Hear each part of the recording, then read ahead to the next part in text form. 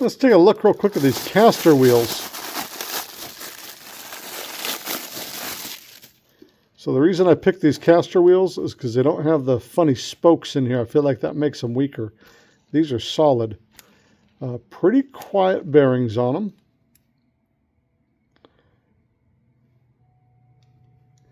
Little brake here, just a nice simple brake, pushes down on the wheel. That's good.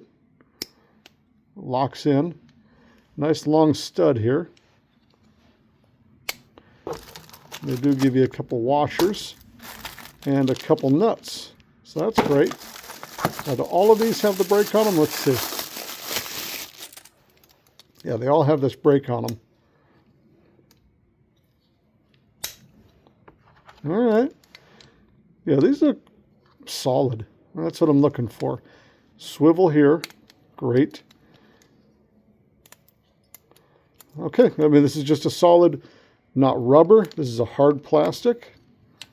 That's just a decent looking Castor right there. So I'm going to go install these on a thing.